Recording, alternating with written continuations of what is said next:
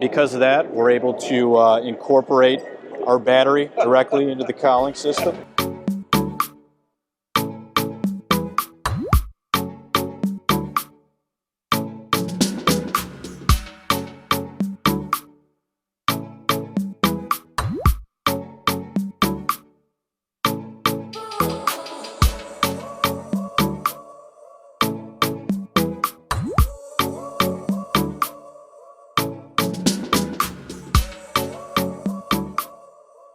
Hey folks, this is Rob with Two Guys in a Ride. Today I'm at the IBEX show in Tampa, Florida, and I am in the Mercury booth, and I am with Patrick. And Patrick, tell us what we're looking at here. Yeah, Rob, we got 3 models on display today. Our 7.5, our 35E, and our 110E. Also available, but not on display, our 75E and our 20E. Now this is electric propulsion? This is, yep, 100% electric. Okay, all right. Now you were telling me this one is completely self-contained. Yep, that's right. So the 7.5 is on our low end in terms of power output. Okay. Because of that, we're able to incorporate our battery directly into the cowling system. It's pretty awesome. Yeah. I guess so. You have the whole body there with really not much in it. Your electric motor components are at the bottom. Exactly. So you've got the whole area for storage. Yeah, it's about as plug and play as you can get. Okay, now something like this. I see 7.5E, 110E, and I think the other one is 35E. How does that equate to my little my little Mercury outboard that I've got? I'm sorry, I've got a Johnson 50, but it's 100 years old, so and it's still puttering. So I hear you. It still works. Why not? That's right. Great question. So 7.5, 35, 110E. For Mercury, everything regarding naming is conveyed in terms of power at the prop shaft. Okay. So, for example, 7.5E, that's 750 watts at the prop shaft. Wow. That directly converts to 1 horsepower, but given that we've got instant torque with these machines, you're looking at acceleration comparable to a 3.5 horse 4-stroke. Okay. For the 35E, that's 3.5 kilowatts at the prop shaft. Direct conversion to horse is 5 horse, but it accelerates like a 9.9. And then for the 110E, direct conversion is 15 horse at the prop shaft.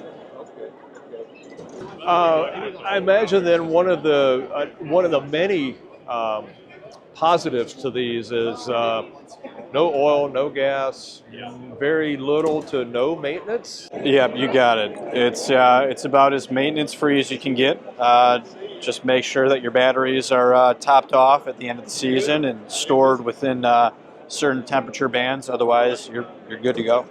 Okay, so you just top off the battery and that's it, and it just sits. Nothing like a lead acid battery. You got to take it out. You got to keep a battery tender on it or anything like that. It's a lithium-ion battery. Yep. Okay. Yep, exactly. Okay. Nothing crazy in terms of maintenance. Yeah. Wow, that makes it super easy. Now, who is the market for something like this, and what has now? How long have these been on? Let me back up. How long have these been on the market, and who are you targeting in the use of these? Yep. So the 7.5 has been in the market the longest, about a year and a half. Followed by the 35E, which has been about just over a year. Then most recent additions to the Avator family are the 75 and the 110E. So I would say application and use case depends on which horsepower node you're looking at. So for example, 7.5E, great applications are tenders, dinghies, sail market, and canoes and kayaks as well. Once you step up into power output, let's say 35E and 110, you start to get into some more traditional vessel types. So again, still tenders and dinghies, but also smaller pontoons, some skiffs as well, and potentially smaller rudder mounts. Okay. Now you did say, you brought up something interesting. You said canoes and kayaks for like the 7.5E. Yep. So what kind of weight are we looking at here? Yeah, great question. So with the battery, which is 17 pounds, and the drive itself, you're looking at total weight of about 60 pounds. Okay. So one cool feature for the 7.5, it was designed to really be a portable offering.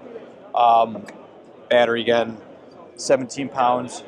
We can leave the transom bracket affixed to the vessel, Okay. and quickly pop it off with our quick release feature, saving you 6 pounds. So then this becomes a 37-pound carrying weight. Okay. Wow. Okay. And then reconnecting is just about as easy, if not easier, than disconnecting. Right. Set her in there and clips right in. Yeah. And then the tiller handle can serve as a kind of a carrying handle too. When Right. That's going to help. Okay.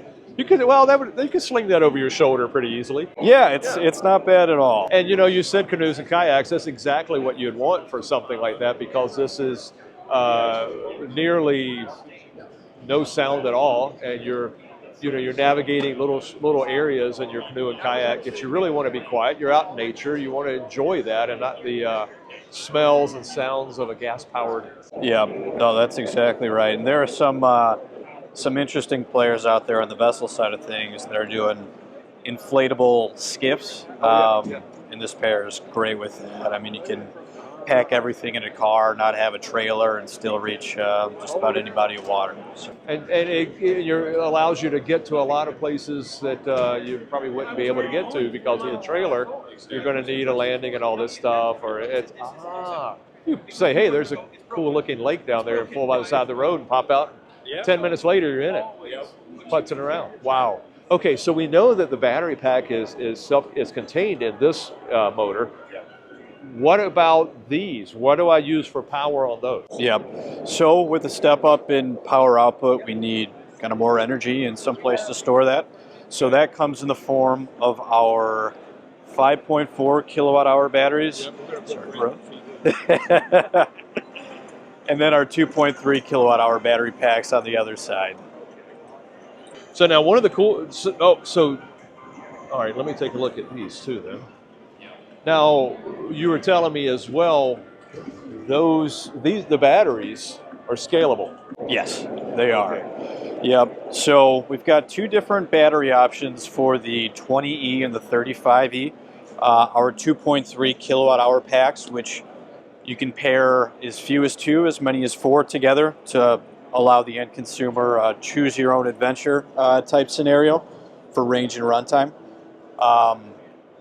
For the 2.3s, these are designated as portable or semi-portable batteries with the carrying handle up top, quick disconnect and reconnect port right there.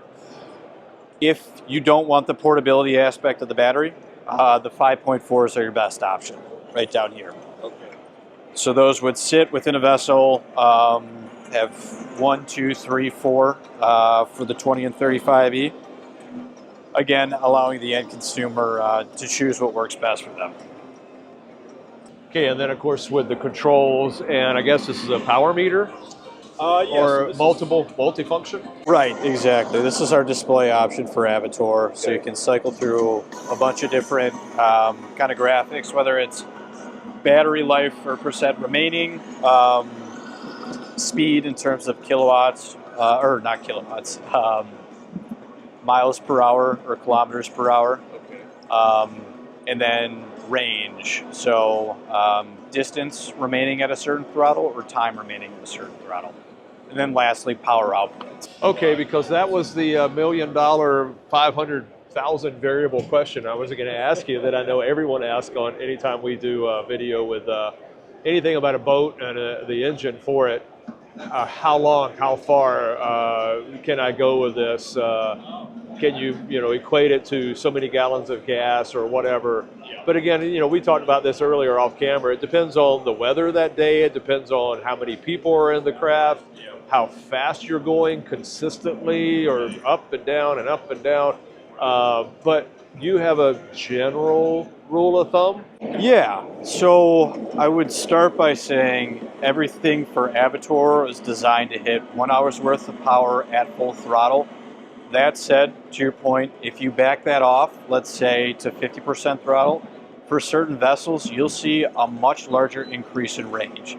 So for example, with our 7.5 with 1 battery on a small skiff, you're looking at 5 hours of runtime at half throttle. So it's going to depend on a lot of factors, but at least 1 hour, and then in certain scenarios, as many as 10 to 15 hours, depending on your battery setup. And that's just the same as if you're running gas as well. Yeah. Depends on how you're going to use it that day. Right. And what application. Right. Okay. Okay. Wow. Warranty and availability. Yeah, good question. So our drives have a 3-year warranty. Okay. Our batteries, 2-year warranty. Okay. And then right now, everything's in the field. Everything is available. So all released. And you're working with the OEMs, or you're working direct with the boat dealers. And say I've got a pontoon and I really like this. I have a Mercury, and I want to now move it over because I'm on a smaller, quieter lake, and I want something with electric propulsion. I go to my dealer and I can get this rigged and taken care of. Yep, all these products are available to our dealers, and we see dealers are mostly interested in, I'd say 20 all the way through the 110E, 7.5. Some dealers are doing it; those are available in retail as well. Okay. Then the 75 and 110 will also be available through some OEMs as well. So. Well, that's really cool. This is something that's up and coming. Is the 110 the largest you have right now? It Most is. Powerful, I guess. Yep. Okay. Yep. Obviously, as the market expands, there's going to be more need, hopefully, and more desire. So then you'll pursue. But you were saying earlier, there does come a little bit of a difference there to where you can only put so many batteries in a boat. Yep, generally with electrification, as you get higher and higher in terms of power output, the compromises get larger and larger. Whether it's a price, weight, range standpoint, or just more integration, more things to consider. So it's something that you would say is more for the casual weekender, not the Jeff Bezos 250-foot yacht, foot-long yacht. I don't know. His might be electrified. I have no idea. Yeah. Maybe he's turning seawater into osmosis, and I don't know. Whatever. Yeah. So I wouldn't say these are speed demons, but for the right application, it's a great option. It's a perfect fit for the right application when you've got those areas that are quiet areas, quiet zones, or even if you just want to get away, you spend the evening. I know in northern Minnesota at my lake house, everybody does the pontoon tour around the lake in the evenings, and you don't want this putting around, and you don't want the fumes, you don't want the hassle of constantly running to get gas. This is something that you can just sit on the pontoon with several of your friends, have an adult beverage, enjoy the sun going down at the end of the day, and nice, quiet, and have those conversations. So, okay. So, awesome. Okay, well, Patrick, thank you very much. We're at the Mercury booth, and this is their electric technology for their boats. It's really cool. It's up and coming, and it's going to continue to grow. I just got to believe it. Patrick, thank you so much. Thank you so much, Rob. Really appreciate it. You bet. Thank you.